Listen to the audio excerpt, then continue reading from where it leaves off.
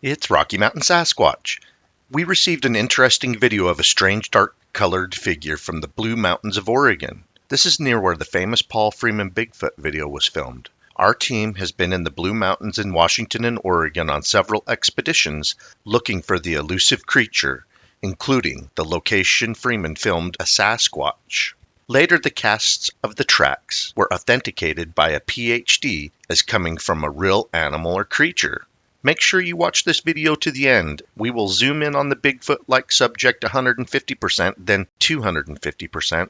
We will also boost the light color to try and bring out more features of this amazing creature. We will also slow the video down to half speed. And then we will show off some Bigfoot tracks we filmed and photographed at the Paul Freeman Bigfoot location. Please make sure you subscribe and click that bell button to get notifications of the 3 new videos we post each week of sighting reports, photos and videos of the creature, along with investigations into Sasquatch sighting hotspots. I would like to start out by pointing out, through normal questioning and conversation with the witness, her and her daughter are in a remote location near a closed campground. You can see the closed gate when she does a panoramic view of the area with her iPhone 15 at the location the creature was filmed. There are no other cars around. Whatever is traversing at the top of the steep mountainside and rock formations did not drive to that location. Kelly sent us an interesting video and stated on our media site, "Saw what I thought was a person, but my daughter couldn't see, so I recorded and zoomed in to show her. I didn't record long because I didn't want to be a creep. Looked back at the video when I got home and realized how far away we really were. He was at the top of the mountain and I was on the road below. You wouldn't see a human from that far of a distance, so I zoomed in even more." RMSO asks, "What did you think it was? Were you able to estimate its height or width?" Kelly continues, "I honestly thought it was a person at first, but something was just off. It was very big, as I'm actually far away from this hillside, but I could see it from where I was before I even started recording on my phone. To me, it looked very tall, long arms that swayed towards its rear when it walked. The way it freezes when it stops is weird. It's all black to me. The strides feel are very big to be noticeable from that far. The atmosphere was very off-filling. I don't know how to describe it. I could feel it looking at us. Huge sense of being watched. The shoulders looked very wide. I see it looked wobbly at first, but it also looked like it was limping. Completely unsure. I don't know a lot of information about Bigfoot, so it made me highly curious what I encountered. I don't believe it was a person. They'd blend more into the hillside, or I wouldn't be able to see them at all. I think they'd look tiny, not as prominent as this was. I walked a small distance, looked back within 2 minutes, and it was completely gone." RMSO asks, "How much longer did you watch the figure after you finished filming? And what is over there? Is it brush, grass, rocks? It seems to be traversing uneven terrain." Kelly responds, "Not much. I stopped recording, finished parking my car. We got out. I could still see it, but wasn't moving. We walked about maybe 2 car lengths, so in a matter of less than 2 minutes, went to look again and it was completely gone. We both could not see it. The atmosphere felt off and I felt watched, so we got back in the car and drove back down towards the campgrounds. I haven't been on that side, but it's the same as the side I'm on. It's very uneven, very steep and rocky. I actually went back today and took a video from the road all the way around for a better idea of the environment. Let me know if this helps. The mountainside you see first is the one it was on. They're called the Blue Mountains." RMSO continues, "Hi Kelly, that last video, was it filmed from a different camera or the same phone that you captured the interesting figure? How far away do you think the figure or creature was when you began to film it?" Kelly writes, "Hey, it's the same, iPhone 15. RMSO replies, "Okay, right on. One of our team members has an iPhone 15. They have really nice cameras." Kelly continues, "They do until it's fully zoomed in." RMSO states, "Something that really intrigues me. You are in a remote location near a closed campground. You do a panoramic video and no other cars. Whatever is in your video did not drive there." Kelly responds, "Nope, it was just me and my daughter there. When you see the closed gates, you can walk beside those and it goes into the river, and we like to walk there." That's where we originally were headed. Behind these initial mountains are just more and more mountains. Bottom of the mountain is the river. It's almost as if it was heading down or coming up from it. RMSO continues. We think you caught a subadult or a juvenile Sasquatch out in the open. Some of the frames in the video, its arms are too long to be human. It has different tones of color in the legs and hips, just like a gorilla or bear. That is not how suits are made, Kelly states. That's a great point. I wasn't sure if it could be slight color changes or sticks from the trees blurred in. That is so crazy. Does the atmosphere change when you're in the presence of one?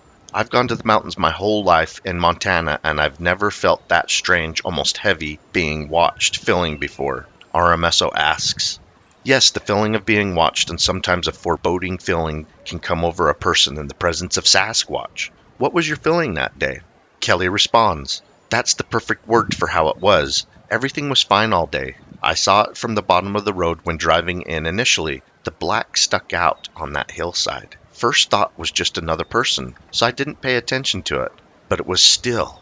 So we went to park, but I needed to turn my car around, so I turned towards the mountain, like you can see in my car in the panoramic. And it felt huge, tall and wide. I knew it was looking at us, just a feeling. I tried pointing it to my daughter because she couldn't see through the trees. She's 9. So that's when I pulled my phone out and zoomed in. You can hear me telling her where to look on my phone. See right there.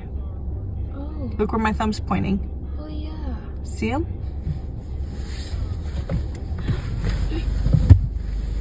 What is that? It looks like it. It's a human. He's just standing there watching. So I used my thumb to show her on the screen. She said, "What's that?" What should have been my first clue, it was not the look of a human if she didn't know what it was. I said human and ended the recording. Finished flipping my car around. We got out to the walk to the river anyways. I could still see him there. Still like he was at the end of the clip. He walked maybe 2 car spaces, so maybe 2 minutes or less. Looked again and he was gone.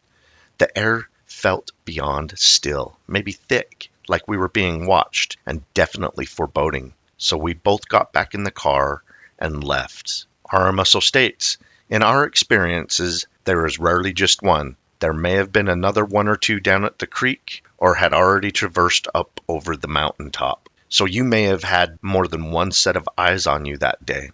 Kelly continues, maybe that's why it felt so heavy feeling. More than one. I'll be honest, I was never into Bigfoot. I didn't doubt they existed because I think we are fools to think there isn't something living in these massive mountains that we don't know about. But it's like the paranormal. Some believe and some think you're absolutely crazy. I absolutely believe paranormal because I've had many experiences my whole life. Bigfoot didn't spark my attention the way paranormal does, but my dad is very big into Bigfoot. So I know a few things, not a lot. Once I realized my video and it was more beastly than human and started thinking about how big it actually was, I sent it to him. He absolutely believes that it was not human and that it's highly possible I just encountered one.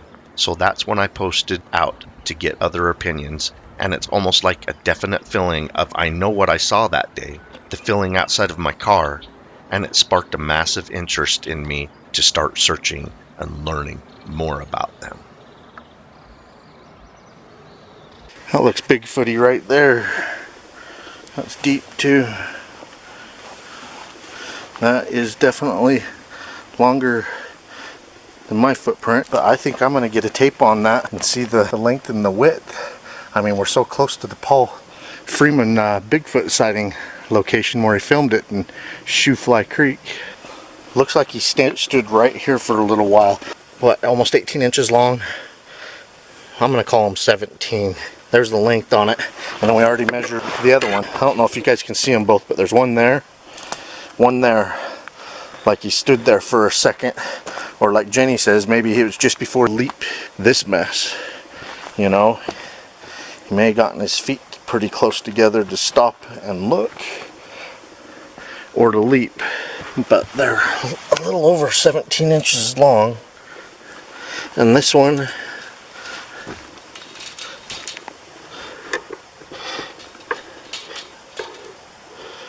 the widest point's a little bit less than 8 inches wide.